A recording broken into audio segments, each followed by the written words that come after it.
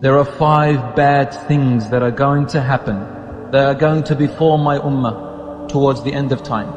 Ya ma'shar al-muhajirin, O noble muhajirun. Because this was at the masjid of Rasulullah. He said, O noble men of muhajirin. وَأَعُوذُ بِاللَّهِ, I seek refuge in Allah that it does not happen in your time. Such a difficult challenge. He said, number 1, when sexual obscenity becomes a widespread norm in my ummah. And it will never happen except if they start committing it publicly and publicizing it openly. Meaning they feel proud about talking about it. They feel good talking about it. They don't have to do it, but they talk about it, they publicize it. Rasulullah ﷺ said, they make i'lan for it, they make an advertising for it. Do you know what that means? Today on social media it's publicized in an indirect way. How? The way girls and boys pose on the internet to other people, the way they do it with their mouth and with their eyes and with their faces. Rasulullah ﷺ told us they publicize zina. You know that round mouth thing? What do they call it? This thing was taken from the baboon kingdom. Did you know that?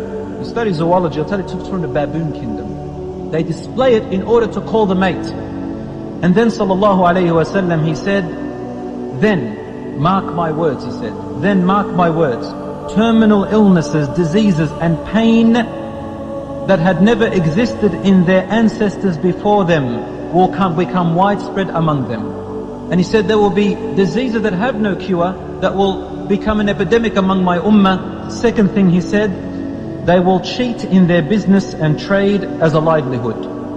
And that's when drought will come upon them, meaning poverty, dictating rulers and oppressive rulers upon them. This is happening among the ummah. They live upon cheating, lying and betraying.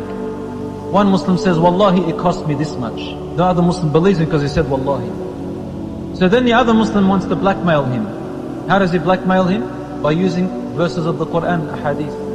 He says, Ya akhi, Allah said, Rasulullah said, love for your brother what you love for yourself. I'm your brother. Give me a cheaper price. So the other brother resorts to the Wallahi thing and he resorts to the hadith thing. Each one blackmailing the other person with the religion. And this brings to me a hadith of Rasulullah sallallahu alayhi wasallam, where he said, and this is in Ibn Majah, he said, people will use the religion for their worldly gain. This is towards the end of time. They will use the religion for their worldly gain. They will use the religion for a status. Look at me, I'm a shaykh. Number 3, he said, they will stop their zakat. Number 4, he said, they will betray the promises and loyalty to Allah to the point that the enemy will control and possess their wealth. Now, millions and billions of dollars are given away to the non-Muslims to deal with it in our own countries and control us.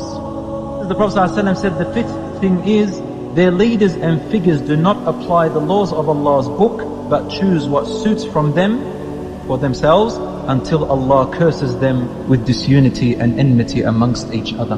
The fitan, the trials and tribulations will be displayed before you. The fitan will be so many on that day that you will look at them, you'll see them all at once in front of you and you recognize that each one is on its own. Fitna after fitna after fitna after fitna, all displaying themselves in front of you. He said, there will be 2 hearts on that day, 2 hearts. One type of heart will be pure and the other type of heart will be murky, stinky and ugly and dark. The pure heart will be the ones that reject these fitan and try to go against it. And the fitan, the hearts which will be dark and murky, are the ones who take it and accept it and love it.